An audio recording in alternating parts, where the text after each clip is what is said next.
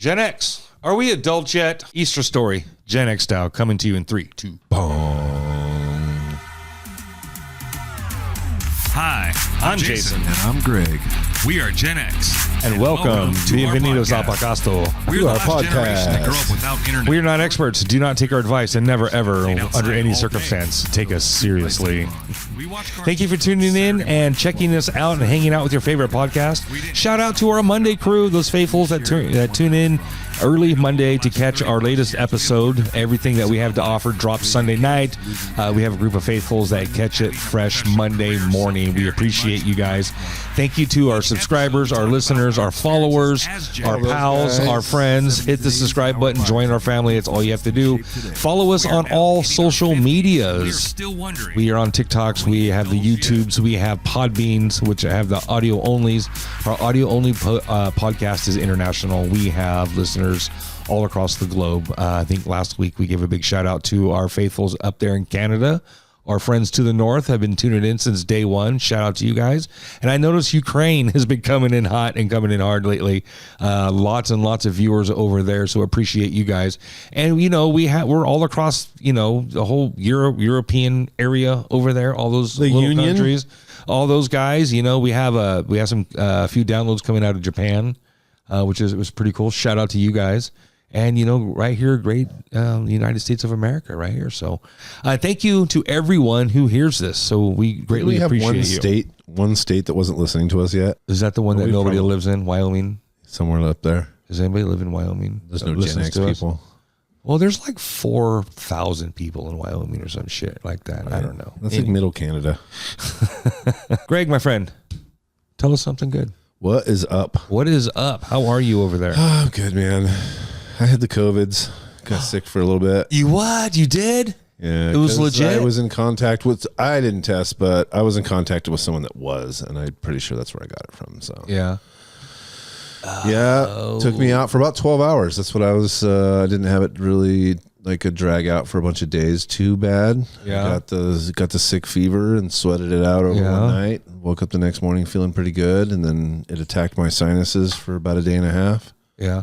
Then I was good. Back at it. It's Easter weekend, and you know what? I realized I don't know the whole story of Easter. Growing up, you know, it was Easter vacation. Yeah, just Easter break. We got Easter break, and that's when we the Easter bunny thing and hide eggs. But I knew it had to do with Jesus, and I knew it had to do with the resurrection, and I knew that it was kind of like, you know, like a holy thing, right? Because that's not how we celebrated it. It was, but just Easter, there was nothing to celebrate. Candy. I didn't know this. I didn't know to celebrate it like we celebrate other things, right? I knew this was the origin of what we do, and I knew that. I knew the Easter Bunny wasn't real. I knew. Well, I mean, you know what I mean. I always knew it had to do. Later, I did, I guess, because I fell for that shit. But as far as like any history of it or like the timeline of things, because I've heard of the betrayal, I've heard of, you know, the Last Supper and everything, but to associate it with Easter, to put all those things together. Yeah, I never really had it layered like that and like explained in a way outside of, you know, I don't know if we ever talked about it in any church service I've ever sat in, you know. But anyways, they will sometimes, but even because it's broken up between Christmas and Easter and all these things, and the Easter thing drags out over a week, and you see the people walking around with the ashes on their forehead, and you're like, you don't know. Like, I never understood what all that stuff was. So it was only a couple years ago that I kind of decided to, either between a couple of church services or something, and reading about it on my own, trying to figure out and piecing it all together. Like, all right, how does this actually go? Like, where do all these pieces of history fit together to make the story? Right. And not just a bunch of bits and fragments of the story. So, okay. Yeah, it's kind of cool. It can be done. Okay. So, as I understand, this whole Easter thing is kind of a longer process. It's a longer kind of ordeal. Like, at least back when, you know, before, because we didn't have Easter back when Jesus was around, right? He was actually coming into town to celebrate the Passover, right? A Passover. All Jewish men had to go to Jerusalem like twice a year, I think. And this was one of the occasions that no matter where you were supposed to, if you were healthy enough and you were young enough and you could handle it, then you were supposed to travel to Jerusalem for Passover. Okay. Okay, so that's kind of where we're going to start the story. So that's where they were going was, they're heading there for Passover, but Jesus knows that he's going there. He knows why he's going. And he's already been Jesus. He's already been doing the miracles. He's already been, he's already out hinting there to his crew that this is going to happen. And they're like, they can't see it. He's almost getting to the point where he's like frustrated with them, because they're not picking up on the hints that he's laying down. Okay. Like basically telling them that one day I won't be with you. Okay. So start us off. Okay. These guys roll into town, right? They come in to celebrate this Passover dinner, this Passover meal, which is like this event, right? And how does it kind of like, I guess the Passover is like a process. So it's a Jewish tradition of them, and it's like a week-long thing. And we mentioned that we're not experts, right? This is where we're not experts. I'm not the guy, but I've looked into this, and we've got a lifeline. I've got lifelines if I if I get stuck here, then we've got to phone a friend. Yeah. So 100%. It's like a process of a series of events, and the Passover is, I think, celebrating the liberation of the Jews out of Egypt from back in the day. Yes. So that was one of the that was the last a commandment from God to celebrate the Passover every year through a series of events. It's not for us like a Christmas or an Easter. It's like a week-long thing. Okay. Which in Christianity we're not super used to. Okay. Well, shopping season. Everything happens in a day. Right. All of our holidays happen in a day. I get that. We don't have Hanukkah and stuff like that. He's coming into town, and the first note I have is that religious leaders plotted to kill him. They never really liked him. He was saying stuff that they didn't like and doing things, miracles on the Sabbath and things like Challenging them, saying, yes. Yeah, because they weren't the good guys. They weren't being the good guys. And calling them out that. They're saying that you don't need to be holy. You don't need to come to this building. You don't need to do these things in order to be righteous. Look at you, this, that, right? That was kind of, so he was kind of. Got John the Baptist killed. Attacking these guys. Yeah. Okay. When you call them a den of vipers, they get mad. So tell us about like this plot. Like what was going on? Who was involved? And like what was kind of like happening here at this point in time? Where's Jesus? It was like mostly political. It seems like these guys didn't want to lose the like political power that they had. They would go. He's basically telling them that they don't have any authority, and they can't let someone say stuff like that. They can't let enough people know that that's the way that it works. Right. Like, hey, there's more of us than there are of them. They had to shut that down as fast as they could. So they involved Rome and all kinds of stuff, and found ways to get him arrested by the Romans. I don't remember what the actual like charges, right? Blasphemy, like why Rome would care and make him sound like a bad guy to the Roman guys. So the Romans came in. But it seems like the final straw was when he hooked up his friend Lazarus with waking him up from being dead, and they were just like, all right, we can't let him do that and talk like this. Because then people are really going to believe him. So it became an emergency when he healed Lazarus. So that works because Chat also said, "Hey, you know what? Chat's good for a lot of things, but I question the credibility on a lot of shit. It will make shit up. I get this. Yeah. You gotta, you know what I mean? You gotta really kind of know your facts here. The religious leaders plotted to kill Jesus because they saw him as a major threat to their power and influence. His growing popularity with the people, his bold teachings, and his claim to be the Son of God challenged their authority and religious traditions. The church ran the state back in those days. They were the judge, the jury, and the executioners back in the day. They weren't just take you outside of town and stone you. They were the authority in the town. Yes. Those guys. It wasn't just a building with several buildings in town like Ripon growing up had 13 churches in it. It wasn't like that. The church ran the town, the area or whatever. It was more like a Footloose type of town. They feared they could start. The church runs the whole town. Yeah, they feared they could start a rebellion or turn people away from their control. Instead, believing he was the promised Messiah, they viewed him as a dangerous blasphemer. Yeah. Blasphemy. Can't say that shit. Look at you. And decided he had to be stopped. Yep. So even though he was out there fulfilling prophecies, they still called him a blasphemer. Yeah. Yep. So many So many. And he was like kind of trying to show him, kind of keeping it under wraps so he could get away with it for as long as he could. Right. Because he did a lot of miracles and told people not to say anything. Bringing Lazarus back. I can't say that dude's name. Lazarus. I have a cat named Lazarus. Bringing him back from the dead was like too public. He did that in front of a bunch of people. The whole town saw that. Watched him come out of the tomb. They weren't ready for that shit, huh? Yeah, and the word got out too quick. This guy did this thing. So they get Judas in on this, kind of like, what's his name? The rat guy from Matrix. Yeah, dude. So they get him in. We'll pay you 30 silver coins, but you got to point him out, right? That's how that went? Yep. So, okay. Judas is the guy who betrayed him. But this all happens after the entry into Jerusalem, when he showed up into Jerusalem was a fulfillment of another prophecy. He's basically rode in on a donkey and they threw down the palms and stuff. The celebration that they gave him riding into Jerusalem for that Passover was the celebration that they used to give kings when they came back from winning a battle.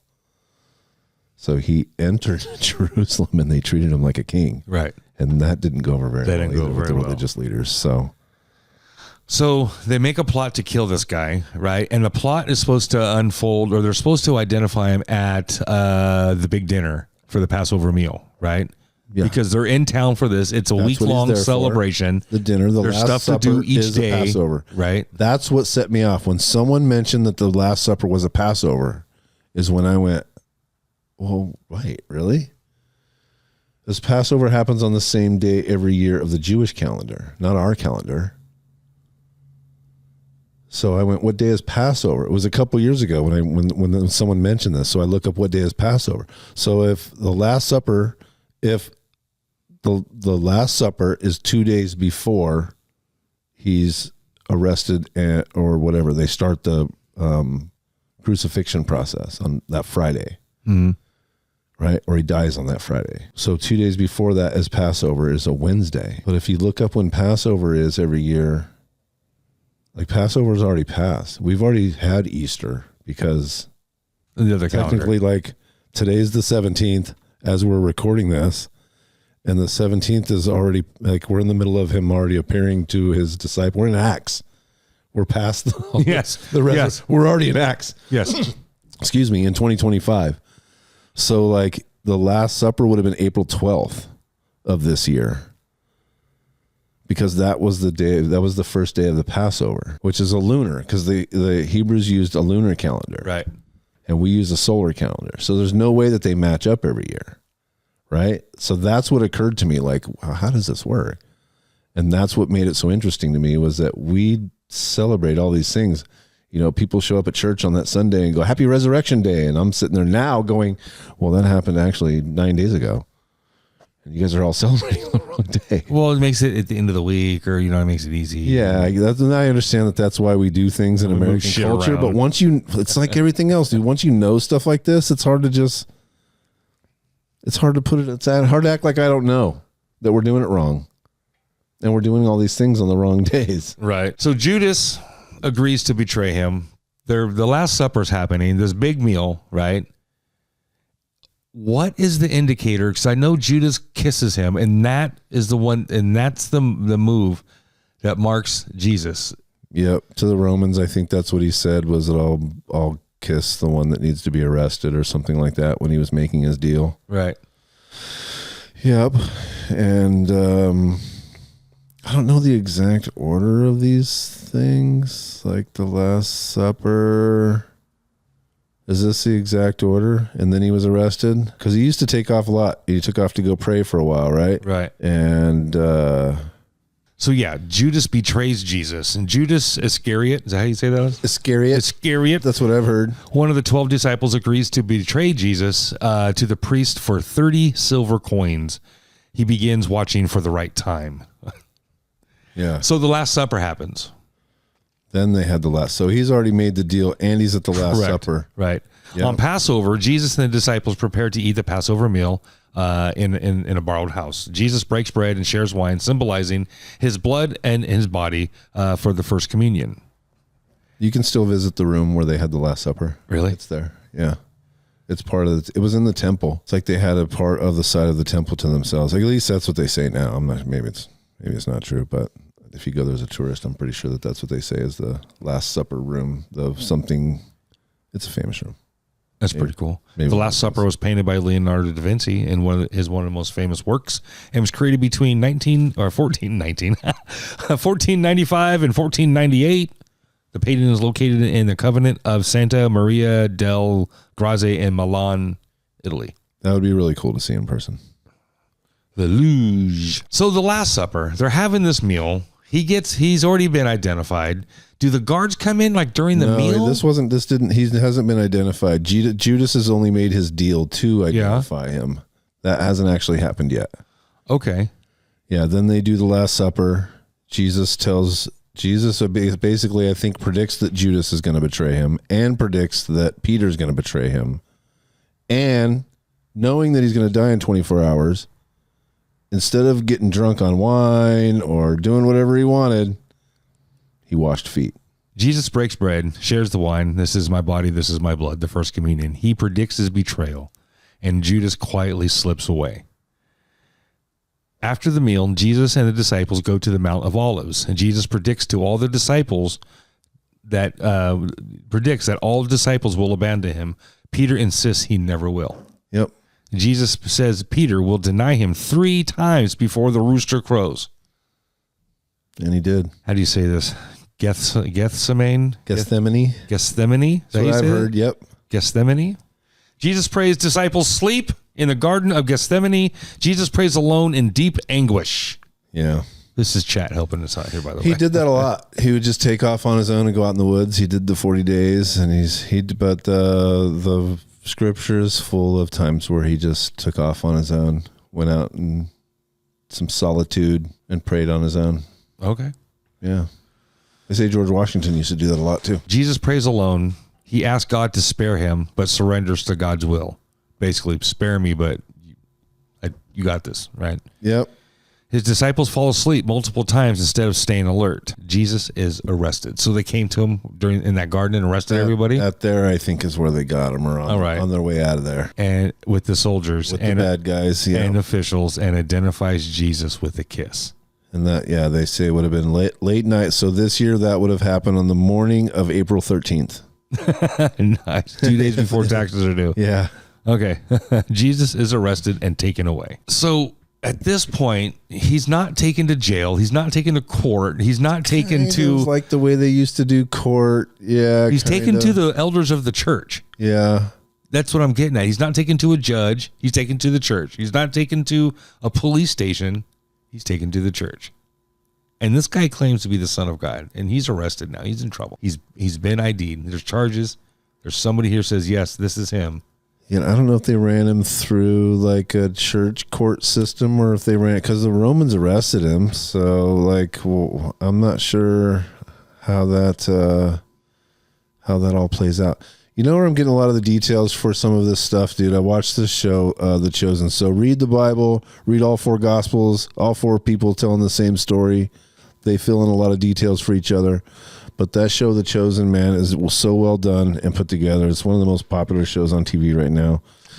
And what's on TV? You download the app or watch it on like Amazon Prime or something. You can get some of the seasons.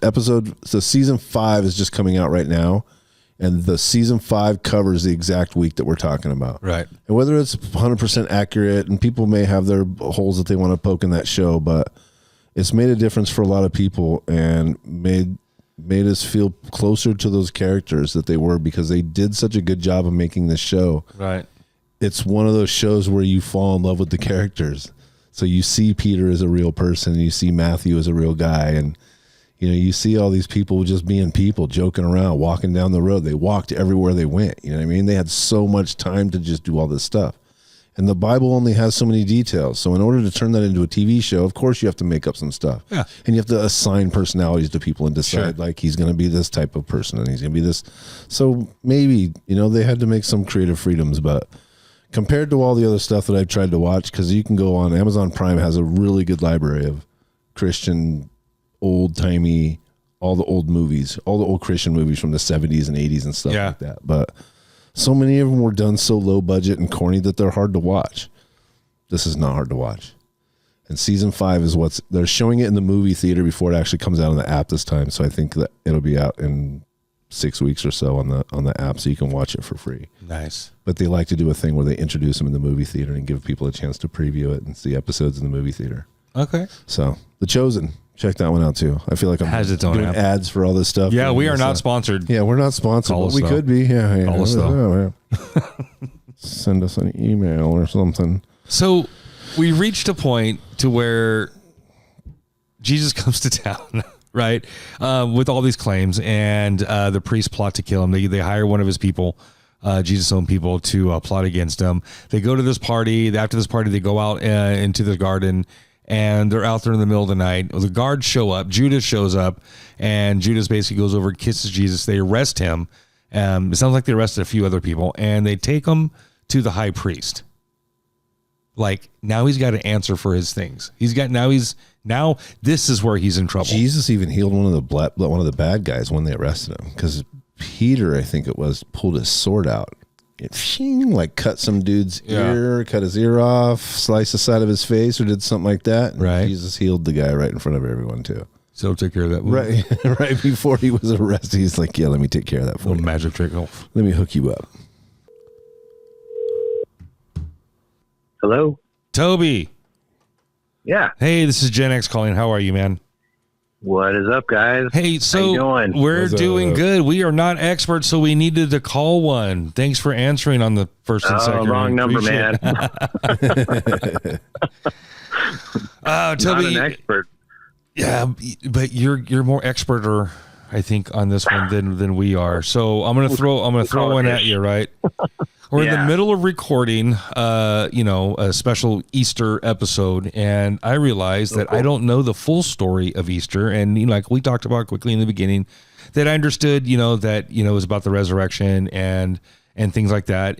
But I never really understood, anything before, during, or after of the whole storyline of the resurrection and everything behind it. Right?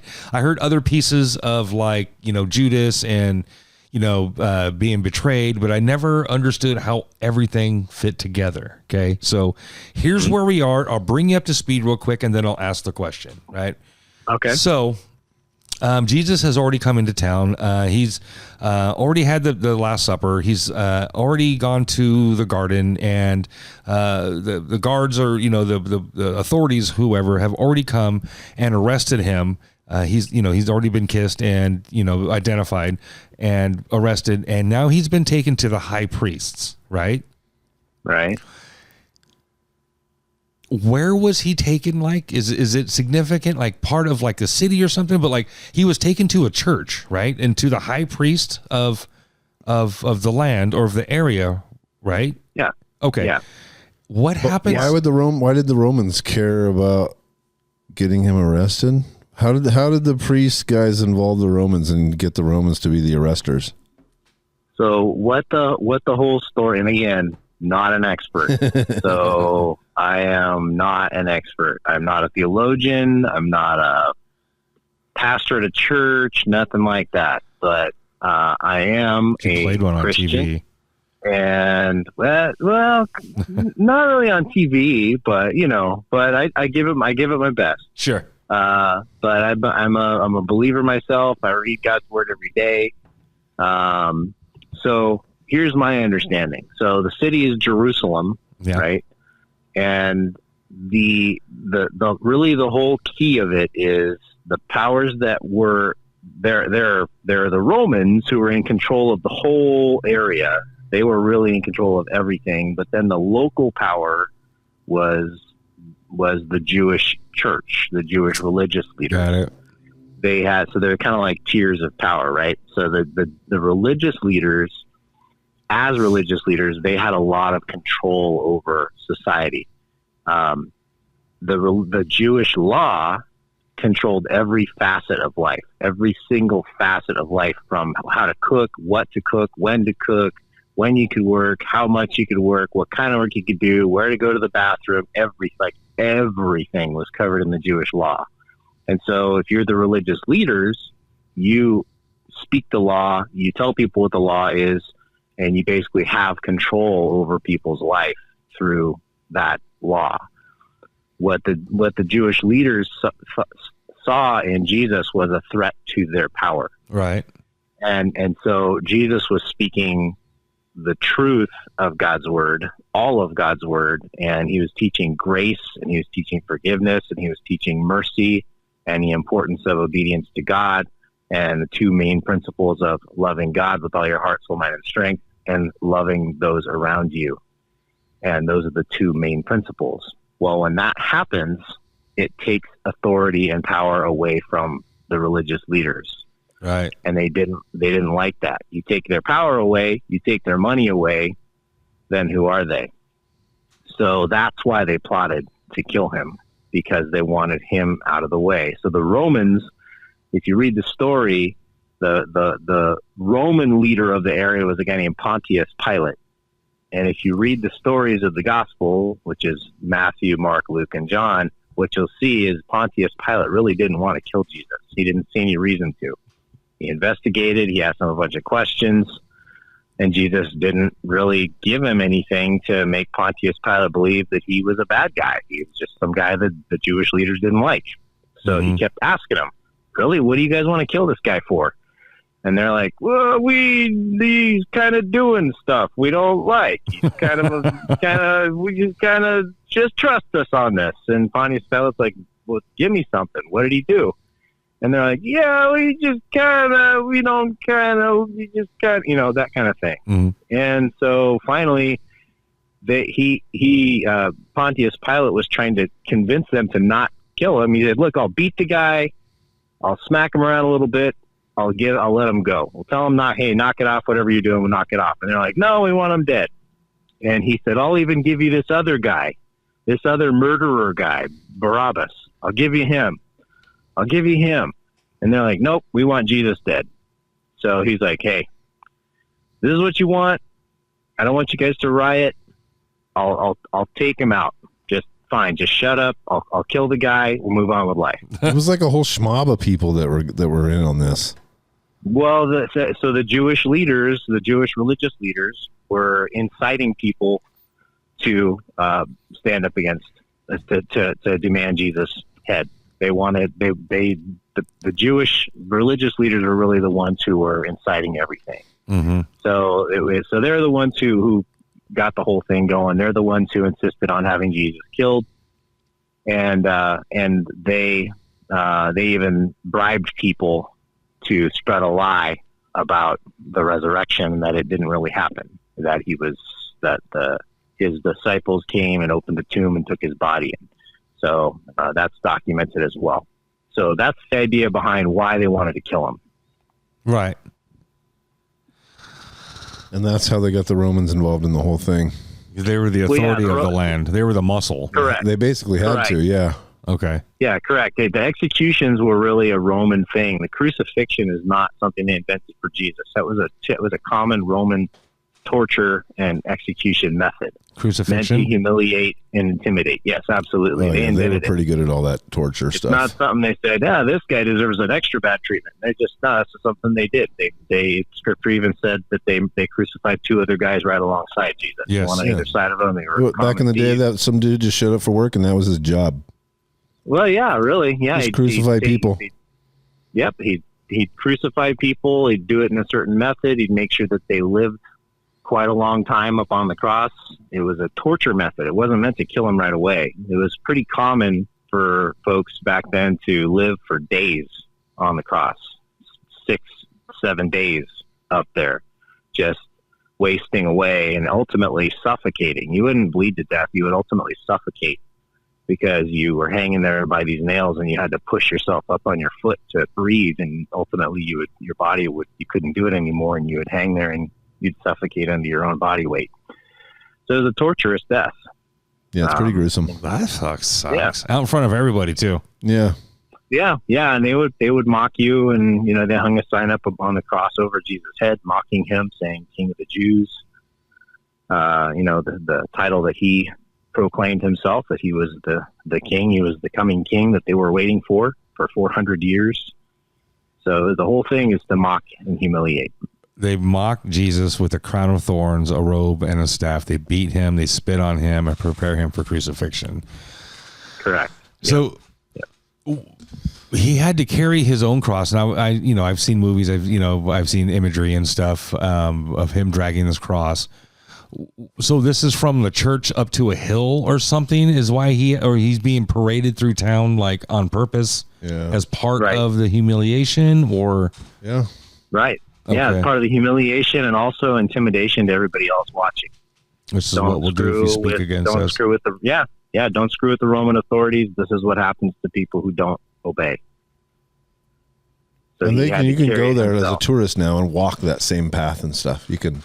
Yeah, I've never been. Man, I wish I could do that. That would be so sick.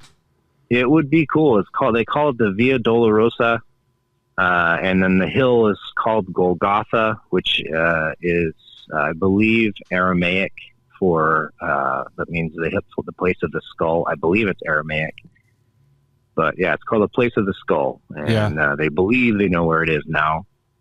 But here 2,000 years later, do we know exactly? I'm not sure. But, right. Yeah, Golgotha. Is that what you said? Correct. Yeah, place of the skull. All righty. Cool. So, quick side note while I have you here. I was watching this video the other day, just doom scrolling, and I don't know, I was in somewhere in the Middle East in Syria, and then I just happened to read the bottom of it, and it was like these people going into this place where John the Baptist's head was entombed or encased and saved or on display. So I started doing some research, and there are three. There's two. There's more than one claim of to having John the Baptist's heads. Yes. And I'm like, it's the craziest story. All of this is the craziest story in the whole world.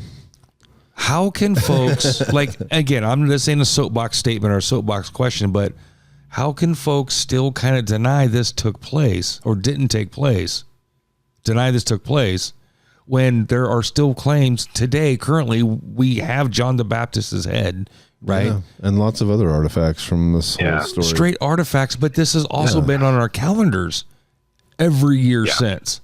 It's just been carried over every year. You know what I mean? So you can't separate, belief and history all the way because there's history in this. You know what I mean? I don't know. That's what got me. Well, yeah. That's what got me. When I realized all this stuff was a true story and that church was a history lesson is when I became interested in the whole thing. Yeah. I didn't, that's the hard thing. That's the hard thing, right? Like, how do we actually know that's John the Baptist's head or what? How do we know? We don't have the DNA of John the Baptist. We don't have hair samples from John the Baptist. No. How do we know? But if it's been in that case for 1,500 years or however long, you know what I mean? Even five. Well, that would mean 500 years ago, 500 years after his death, they put it in a case. How do we know? We don't know. But so here's the big thing, right? As a believer, and I get why people doubt. Science is all about fact. It's all about you do an experiment, you measure, you gather data, and that proves your theory or whatever X is, right? So you can't touch God. You can't touch Jesus. It's something that we are told happened 2,000 years ago. Mm-hmm. But here's the thing about Jesus, right? And again, I'm a believer, so people will scoff, whatever. I that's fine. But pretty much everybody across the board, whether they are believers or not, whether they are from the secular world or the religious world, regardless of what religion, most of them will believe that Jesus Christ was a real human being. He really existed at some point back in history, and he really did impact and touch other people's lives. The question is, who was he? Correct. Was he one of three things? Was he a liar and just told a bunch of lies? If he did, to what end? Was he a lunatic? Was he? Yeah. Was he just a lunatic? Was he just a crazy dude? Or was he the Lord? Liar, lunatic, or Lord? Which one was he? He was one of those three. And urban legends and stuff, helped. You know what I mean? So I could see it kind of going. I get that.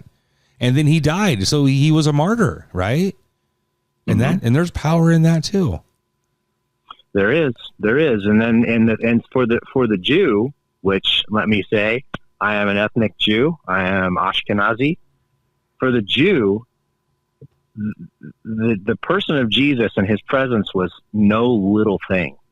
The Jewish people had been waiting for hundreds of years for the coming king, the Jewish king to come and make all things right. That everything in their culture was circling around that, and every one of them knew of this king that was supposed to come. Yeah, it's like the end of the Old Testament is basically like, we now wait for this guy. Exactly, and there were dozens and dozens and dozens of prophecies about what this king is supposed to fulfill, and everything that Jesus did fulfilled all those. So, but he didn't come in the way people anticipated that he would come. So for them, the coming of Jesus was no little thing. It was absolutely monumental. It was life-changing. It was as big as it could possibly be, because everything in Jewish culture pointed to that and was waiting on that. So imagine that. Your entire life, everything in American society was waiting on this particular moment to happen and this particular person to show up, and then he shows up. What would that do to our society? So that's what it was like for Jewish culture. Everything was focused on him coming, and this guy who was supposed to come, this king who was supposed to come, follow his lineage, and he did. But he just didn't come in the way that they anticipated. Right, he didn't come in on a cloud or something, or a chariot or something. Yeah, it was supposed to be a military warrior, and he was going to help them overthrow Rome and free them again. Right, and pull the Jews out of slavery. This almost constant slavery. They're under the Roman rule at that point. They'd previously been under Egyptian rule. Countless kings had taken over Israel and oppressed the Jews, and they'd been cast out of their land several times. And so this king was supposed to come and put all that to rest and make everything right. And this dude showed up in sandals. He showed up in sandals, telling Carpenter everybody from Bethlehem, love each other. If somebody slaps your cheek, turn the other cheek. And they were like, wait. That's what he's telling them. Yeah. This is the warrior? Changed everything. Yep. Yeah. So that's what instilled doubt in people's hearts. Like, wait a minute. That's not what we were expecting. But he was. It rarely works out the way we expect, doesn't it? Right. Alrighty. So Jesus is crucified. There's two thieves next to him, right? One of them mocks him. The other one repents. Jesus dies. He dies. They put him in a tomb, and they roll a big stone in front of the tomb and put some guards out there. They tried. What happens after that? What happens after that? And that's the big question, isn't it? And that's really where we are right now, this day that we're approaching, Easter. This is what it's about. But what Scripture says is, what's the belief? He was raised by God 3 days after being after dying. He was in the tomb for 3 days, and then 3 days after those 3 days, God raised him, resurrected him in a new body, basically the same body, but he resurrected him. And that fulfilled the prophecy too, showing that even death could not defeat the Son of God. So he left the tomb, and then his disciples, two of the women who were with the disciples, went to go to the tomb to mourn and bring some to just be there with Jesus, this person they loved. And they got there, and this big round stone that had been placed over the tomb entrance was rolled away, and the tomb was open, sitting there open, which must have been really freaky. I mean, imagine going to a graveyard and seeing the mausoleum open, or a casket sitting there open. Right. I'm out. That must. What would that do to your gut? Like when you honestly, I would probably just. What? Right. I would just go. I've seen too many scary movies, dude, and I'm out. Right. Like, who's going to go into the crypt? Like, no thanks, I'm good, bye. But they were like, whoa, what is this? So they went and they looked inside, and he was gone. After one of the funniest moments in the whole Bible, where John has to mention that he was faster. Than ran him. We both ran there, but I got there before him. Yeah, that's right. Yeah, that's right. Yeah, you had to mention that detail, huh? Yeah, but I got there first. Like one of the most important moments in human history, and he has to mention that he's a faster runner. And John got there first. The other guy read those texts later on. He's like, "Really? You had to put that in there?" Yeah. LOL. That's hilarious. Yeah, it's in there forever now. People 2,000 years from now are going to be laughing at the fact that I ran faster than you. Still, every year. That's my Easter story. Yeah. So Jesus was raised from the dead. Yeah. Right? He was raised in bodily form. His body, it wasn't a new body, as I tripped over those words earlier. It wasn't a new body. It wasn't a ghost. It wasn't a ghost. It wasn't a ghost. It wasn't an apparition. And according to the testimonies, he appeared to more than 500 people. He appeared to his disciples. He ate with them. He taught them. He spent time with them. And he appeared to more than 500 people before God ultimately took him up into heaven again. So that's and before he left, though, before he got taken up into heaven that second time, he uttered or issued what's commonly called the Great Commission. That's at the end of Matthew, the end of the book of Matthew, where he then issues his challenge and his commission and his charge to all of his disciples to go into the whole world and tell people about him, about the story of Jesus and the grace and the goodness that comes from God through the person of Christ. So that's what his life is about. It's about reconnecting God's people with God through the person of Christ. That's what it's about. It's about reconciliation. It's about restoring, as my people would say, shalom.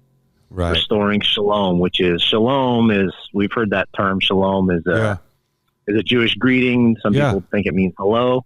Well, really what shalom means is peace, but it's a much deeper, richer thing. It means a restoration of the way things should be on a holistic level. It makes everything right. Deep. Yeah. Everything is as it should be. That's what shalom is. And that's what Jesus came to restore. Shalom, the communion between God and God's people, the creator and the creation. That's what he came to restore. So Jesus ultimately leaves us, and then that's what starts the whole idea that Jesus is going to return. And that's the page we're on today. Well, and again, a fulfillment of another prophecy that he will, and he himself says that he will return. And then there's a lot of kind of conjecture and speculation about, okay, what does that look like now? When he comes, according to my understanding of the scripture, which again, I'm not an expert. And I definitely am not an expert. 1, 2, 3, not it. Of what's to come. They call eschatology. There's your big $550,000 word. Eschatology. Nice. The study of our homie Esky. The study of Esky. Yeah. R.I.P. brother. But eschatology, like end times stuff. Yeah. I'm not going to claim to be an expert in that stuff, but my understanding is this time when Jesus does return to earth, then we're going to see the warrior. We're going to see the coming king that all of those Jews 2,000 years ago were expecting to come. This will be the warrior, Jesus. This will be the one who comes and makes everything right and truly restores that shalom and truly brings this earth into conformance with what God wants it to be. That's my understanding of things. Now, what exactly that is, I'm not. That's a whole, you got to become an expert at it type thing. And none of us can be. That's the thing. None of us can be. Here's the thing, and I want to make sure everybody understands this. From my belief, there is no way that any human being or group of human beings with our little pea brains can possibly comprehend infinity and the infinitude of God. There's just no way. We can understand little pieces, but we can't. So for me to sit here and say to everybody, here's A, B, and C and all the pieces and here's how it all fits together, there's no way. Right. I can tell you the little tiny nuggets that God has allowed me to understand, but that's all they are, is little tiny nuggets. I see little fragments and that's it. And so, but that's my understanding of what is to come in a very, very general sense. And I guess the biggest takeaway from all of it is God did that for us. It's hope. It's his desire to reconnect with each of us through his son. So let me ask you this. As a Californian, as an American citizen, not necessarily speaking of like commercialism or capitalism, but what am I supposed to celebrate of this entire story? I have Easter on the calendar. Am I celebrating that he rose from the dead? Am I celebrating the entire story and the fact that I'm a follower and I'm just celebrating this piece of the entire story? Am I celebrating that he is returning? Yes to all of that. No to, you know what I mean? Like what's my true, what, you know what I mean? Like, what am I really celebrating here? Yeah. Well, it depends on where you are. If you are a believer in this God of the Bible, yeah, or not. If you are a Christian or a follower of Jesus Christ, then what you are to celebrate is this: that death on the cross. Yes, it was meted out by the Romans at the behest of the Jewish religious leaders. Mm-hmm. But the real big reason that happened is God the Creator saw a division between his children, us, mm-hmm. his creations, and him. Mm-hmm. And that division was our broken behaviors, our sinful behaviors, our broken thought processes and patterns, and we were heading for disaster. And so Jesus was sent to show us physically what it means to live the life that he's called us to live. What does it look like to just do the day-to-day? What does it look like to try and bring God's kingdom onto earth through our behaviors? To show us that it could be done. Right. Right. To show us it could be done. And so, back in the, this is going to get pretty theological here, but there's a point to it, I promise. Jewish law required in that time that in order for a Jew to be made pure so he could worship God, he had to sacrifice something. He had to make an offering at the temple in order to be made right, to pay for the price for his sins, the sins in his life. And that was usually a sacrifice of an animal of some kind, an offering at the altar. Jesus came because the sins of mankind were so great and monumental that it required a sacrifice of greater magnitude to pay the price for it. So his death is the ultimate sacrificial sacrifice for us. So he takes the place of all those sacrifices as animals that would have been sacrificed on the altar. His death took the place of that. And so his death covered all of those. So it's one death for all human beings. The perfect human being, the human being who's never ever sinned, his death is to pay the price for all of mankind's sin once for all. So what that death does is it opens a doorway for mankind to have a restored relationship with his Creator, and that shalom to be restored. What is Easter? It is hope. It is hope of redemption. It's hope of a restored relationship with the God who made us, and allow him then recreating our lives into something that more closely reflects what he wants it and designed it to be. Perfect? You can't be perfect. Right. But we as we live our lives day to day, and we allow God more and more space into our lives, he continues to shape them into things that are more and more accurate and perfect reflections of what he has designed for us. Right. So Easter is a celebration of the fact that Jesus paid that price, so we do not have to pay that price. So we can then have that restored relationship with our Creator, and life can be more shalom. I'll celebrate that. I notice at church when you go to church on Sunday, they say Happy Resurrection Day. They don't say Happy Easter. That's right, because it's about the resurrection. It's not about the tomb. It's not just remember this. This is what, as a believer, that I hang on. The tomb is empty. The cross is empty. But the throne of God is not empty. The price is paid. Death is defeated. The cross, that's a symbol of humiliation and torture and suffering, is empty. He defeated that. He defeated the tomb. He paid the price for my sin. And now I am free to have a relationship with my Creator. That's hope, and that's something to celebrate. It's the craziest story of all time. I like Passover. It's the most unbelievable story of all time. Story. I like that one.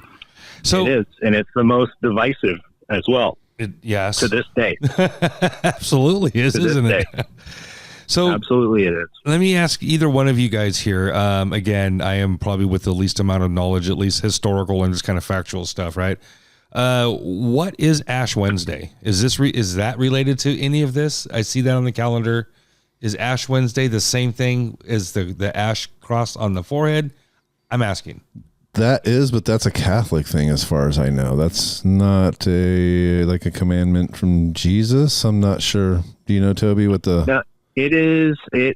I'm trying to remember. Ash Wednesday, you know, it's funny. The congregation I'm a part of, we just started celebrating Ash Wednesday, and it is largely a Catholic thing, but we started celebrating it just recently at our church. And it is kind of like, if I remember correctly, it's kind of like a memento mori. Remember that you too shall die. So it's ashes. If I remember correctly, historically, traditionally, the ashes that you use to put on a person's head are supposed to be ashes from the palm fronds from a year prior. So you keep those palm fronds for a year from your Palm Sunday celebration. And I think it's Palm Sunday celebration. Again, not an expert. Now you're seeing it. And you hold those for a year, you burn them, and then you use the ashes to put it on your forehead to remember that you too will return to ashes someday. So it's kind of like a somber. It's the beginning of Lent. It's definitely definitely a Catholic thing. Okay. Yeah. But it's the 40 days. Lent is a commemoration of the 40 days of Jesus' suffering and torture and temptation in the desert at the hands of the enemy, of the devil. So we lament with him. We remember that we too shall die, and we suffer as a part of our faith. What is Good Friday? What is Good Friday? That's a good question. I think that's the Friday that he died, right? Correct. Yeah. Wow. That sounds like an oxymoron, doesn't it? Right. Would you call that a Good Friday? I see that. Well, I understand it more Friday now, especially at this point in this specific episode. It makes more sense. But I've seen Good Friday and Ash Wednesday on the calendar ever since I was a little kid, and I never understood. Yeah. I don't know if Ash Wednesday and Good Friday are in the same week. Yeah. So Ash Wednesday would be the Wednesday. Yeah, right. Yeah, Ash Wednesday. No, they're not. No, Ash Wednesday is, like you said, it's kind of during Lent. It's during the 40 days leading up to Easter. Oh yeah. So it would have been like 30-something days ago now. Back to the beginning. Yeah. Okay. Yeah. It's just at the beginning of the 40 Somewhere days in March. Lent prior to Easter. Yeah. So Good Friday is called Good Friday because the death of Jesus Christ happened, and it paid the price for the sins of mankind. So we no longer have to pay that price, the eternal price for that. That's why it's good. It seems, that makes hypocritical or like an oxymoron to say the death of someone. Yeah, that it's good that he died. Yeah, it's not good for that reason. It's good that his death paved the way for our relationship. Paid the bill. Yeah, got it. Our God. Okay. Wow. So you know what? I guess I knew a little bit more than. Well, I can't say I knew a little bit more, but I guess I was correct in what I did know. Yeah. And that's just kind what of I like meant. Putting it in order and stuff, and understanding like who was in charge and things like that, and some of the Jewish cultural stuff, and and what we're actually a little more celebrating. sense the more you study it and what we're actually celebrating. And how I got turned into rabbits and eggs and stuff, I don't see the transition there. Sugar. But Well, I think it has something to do. You know what's funny? So we'll have to have the robot tell us what the beats are. I looked it up a little while ago and I can't remember because it's really odd. But the Catholic Church over the years, over the centuries, and as it had its authority, it combined Christian religious holidays with pagan religious holiday scheduling. Yeah. So that they could pull the non-believing people into the religious calendar. So Easter, it's like this. I'm going to mess it up. It has to do with the full moon and the first. It's like a certain number of days after the first full moon after the spring equinox. I read that. Something like that. Yes. And that's why Easter does never fall on the same day 2 years in a row, or it's always a different day. Sometimes it's in March. Sometimes the first Sunday after the something moon. Yeah, first Sunday after the first full moon after the equinox or something like that. Yes. So it's different every year, but it's part of a combination of pagan ideology and religious calendar and the Christian calendar kind of combining the two. And I think that's maybe where the bunnies and the Easter eggs and all that stuff came in, is pagan iconography and pagan religious symbols kind of got thrown into the mix too. Plus it's springtime and all the bunnies are making babies and all the birdies are making babies. They're so cute. So I think it's kind of a mishmash of all that stuff. Yes, so, you are. Side note too, Reese's Easter eggs. Dang, man. I'll just say that. Thank you, Easter, for Reese's Easter eggs. Yeah, those are good. Reese's, all the Reese's holiday candy, because you get a giant version of the peanut butter cup. Falls on the first Sunday after the full moon following the spring equinox. That was pretty close. Yeah, and that's what we talked about before you came on, Toby, is how, because the Hebrew calendar is a lunar calendar, and we use a solar Gregorian calendar, which is completely different, and it has all these pagan holiday scheduling that we end up just putting our Christian holidays on, when technically all of this stuff's already happened. The resurrection and all that stuff is for this year anyways. I didn't really, let's see what I've got the whole schedule down here somewhere. So the resurrection actually happened on April 15th this year. Okay. And April 15th to May 25th would have been the 40 days of making appearances and stuff. So since it's the 17th, we would have been hanging out with him somewhere if we were one of the lucky 500. Okay. And so I'm going to toss this little thing out there too. Again, hanging on the not an expert phrase.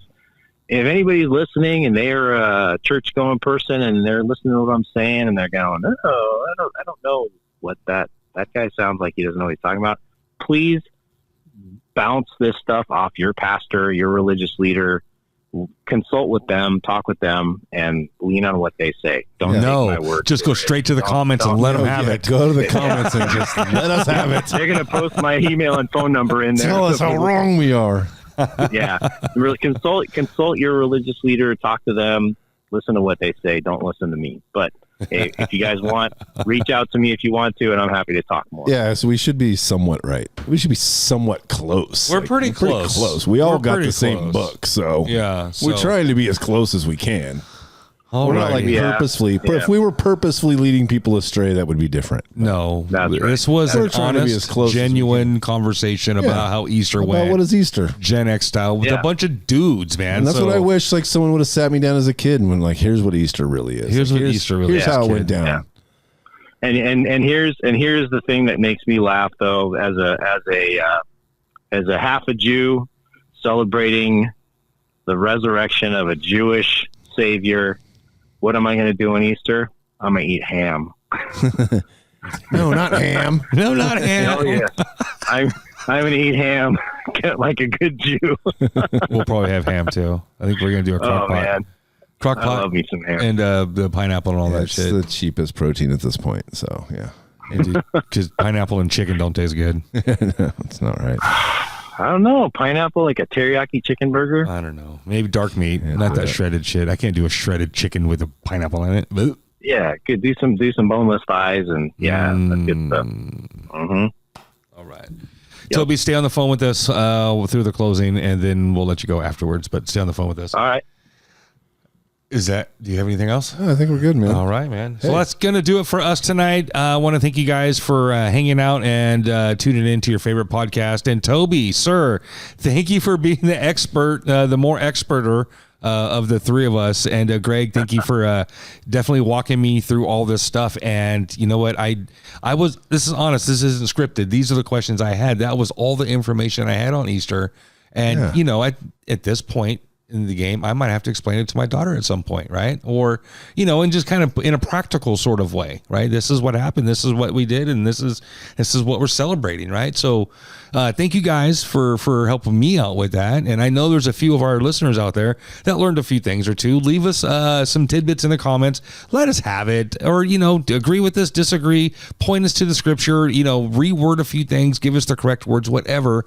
We opened with, we're not experts, and our deepest followers know to never take it seriously and to never, ever take our advice.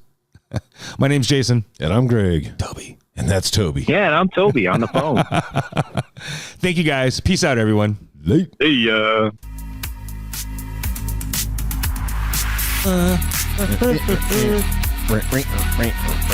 do that slam fade. Bam. I did that. Nailed it. I did that shit.